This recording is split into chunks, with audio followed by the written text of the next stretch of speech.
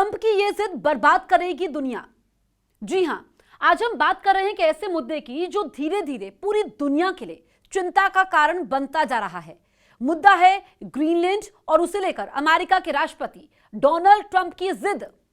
Greenland एक बड़ा बर्फीला द्वीप है जो भले ही आबादी के लिहाज से छोटा हो, लेकिन रणनीतिक और सैन्य दृष्टि से बेहद अहम है। यह डेनमार्क के अधीन एक स्वायत्त क्षेत्र है, लेकिन इसकी भौगोलिक स्थिति अमेरिका, यूरोप और आर्कटिक क्षेत्र के बीच बेहद महत्वपूर्ण हो जाती है। डोनाल्ड ट्रंप पहले भी ग्रीनलैंड को खरीदने की बात कह चुके हैं, लेकिन अब उनका रुख और ज्यादा सख्त होता हुआ नजर आता है। ताजा रिपोर्ट्स के मुताबिक अमेरिका ने ग्रीनलैंड में अपने सैन्य बेस पर विमान भेजे हैं, जिससे तनाव और बढ़ चुका है। अब सवाल यह है कि ट्रंप आखिर ग्रीनलैंड क्यों चाहते हैं?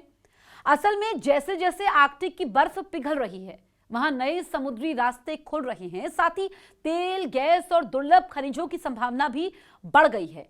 इसके अलावा ग्रीनलैंड से रूस और चीन की गतिविधियों पर नजर रखना आसान हो जाता है। ट्रंप का मानना यह है कि अगर अमेरिका ग्रीनलैंड पर नियंत्रण नहीं रखेगा तो रूस और चीन वहां अपना दबदबा बना सकते हैं, जो अमेरिका की सुरक्षा के लिए खतरा होगा। लेकिन समस्या यहीं से शुरू होती है। आपको बताएं कि ट्रंप सिर्फ बयान नहीं दे रहे हैं, बल्कि उन्होंने यह भी कहा है कि अगर यूरोपीय देश और डेनमार्क अमेरिका की बात नहीं मानते तो उन पर भारी टैरिफ लगाए जाएंगे।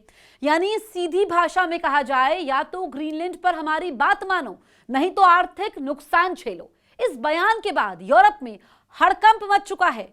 डेनमार्क ने साफ कहा है कि ग्रीनलैंड बिकाऊ नहीं है।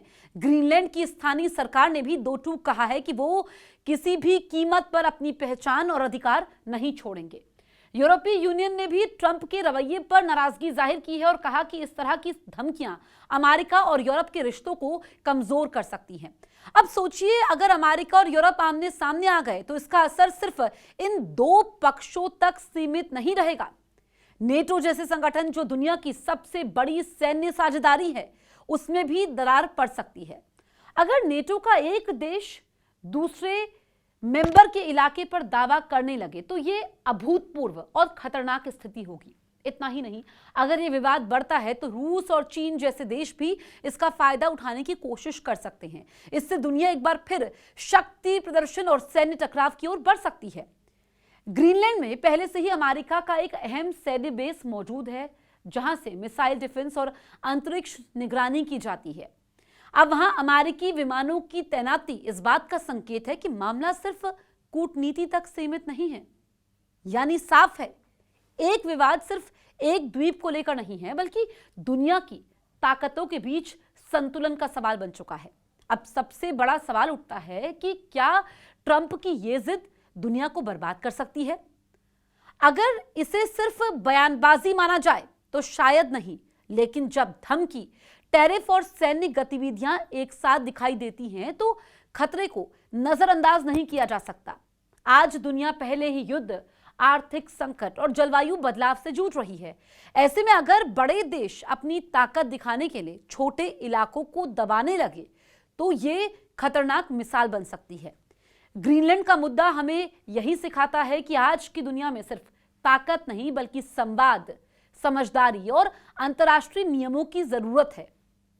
अगर देश अपनी जिद पर अड़े रहे तो नुकसान सिर्फ एक देश या एक इलाके का नहीं होगा, बल्कि पूरी दुनिया को उसकी कीमत चुकानी पड़ सकती है। और जब भी दो मुल्कों के बीच में तनाव होता है तो दुनिया दो हिस्सों में बढ़ जाती है, और यह असर सिर्फ दो मुल्कों तक ही सीमित नहीं रहता है, बल्कि इसका असर पूरी दुनिया पर पड़ता है।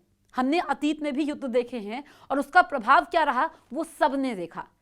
ऐसे में जिस तरह की बयानबाजी डोनाल्ड ट्रंप ने की है, उसको गंभीरता से लिया जा रहा है और उसके परिणाम क्या होंगे इस पर भी विचार हो रहा है।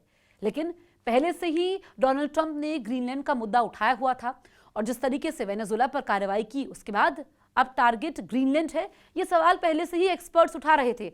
आगे क्या होता है, क्या कदम अमेरिका उठाता है, इसके लिए थोड़ा इंतजार करना होगा।